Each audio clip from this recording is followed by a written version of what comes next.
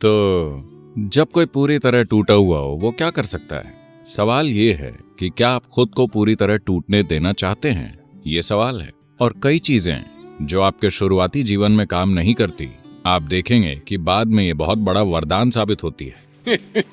इसे देखने के कई तरीके हैं। उदाहरण के लिए, ये 1941 की बात है। उस समय नाजी आंदोलन जर्मनी और यूरोप के कुछ हिस्सों में बढ़ रहा था। एक दिन ऑस्ट्रिया में जर्मन सैनिकों का एक समूह घरों में घुस गया।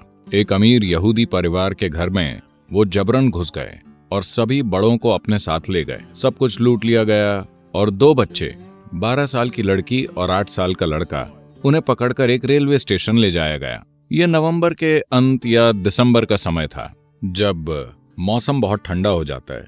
उन्हें 3 दिन तक रेलवे स्टेशन में रखा गया क्योंकि ट्रेन नहीं आई। लड़के, छोटे लड़के यूं ही आपस में फुटबॉल खेलने लगे। वो फुटबॉल खेल रहे थे और अचानक ट्रेन आ गई। ये ट्रेन यात्री ट्रेन नहीं थी, सामान ढोने वाली मालगाड़ी थी।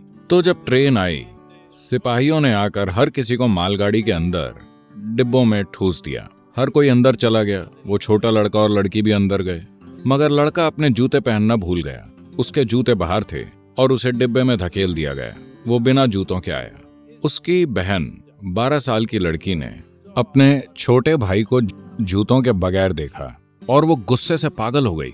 उसने भाई के कान मरोड़े, उसके कान खींचे, उसे बुरी तरह डांटा और चांटा लगाया। वो बोली, बेवकूफ, हम पहले ही मुसीबत में हैं और तुम अपने जूते छोड़ाए, क्योंकि जर्मनी की सर्दियों में जूते ना हो तो पैर गंवाने पड़ सकते हैं। इसलिए वो गुस्से में थी। अगले स्टेशन पर लड़कों और लड़कियों को अलग कर दिया गया। 4 साल बाद जब लड़ाई खत्म हुई, वो बंदी शिविर से बाहर आई और उसे पता चला कि उसके परिवार के 17 सदस्य, उसके छोटे भाई समेत, सारे गायब हो चुके थे।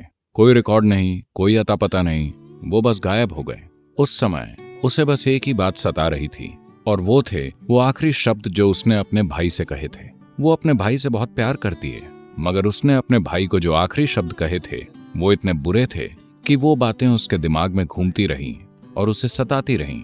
मैंने अपने भाई को ये आखिरी शब्द कहे थे और मैं कभी उसे नहीं देख पाऊंगी, वो जा चुका है। So she took a vow. तो उसने एक शपथ ली, अगर मैं अपने जीवन में किसी से भी बात करूंगी, मैं ऐसी बात करूंगी कि अगर ये मेरे आखिरी शब्द हों तो मुझे कभी पछताना न पड़े। इस एक चीज ने उसके जीवन को बदल कर रख दिया। She went on to United States. वो अमेरिका गई। उसकी 2006 में मृत्यु हुई। उसने बहुत बढ़िया काम किया। उसने एक अस्पताल बनवाया, मेरे ख्याल से शिकागो के पास कहीं। उसने एक बहुत सार्थक जीवन जिया। मैं कह रहा हूँ कि चाहे आपको सबसे भयानक परिस्थितियों से क्यों न गुजरना पड़े, आप या तो उस अनुभव का इस्तेमाल एक बेहतर इंसान बनने के लिए कर सकते हैं, या जीवन को अस्त व्यस्त करने के लिए।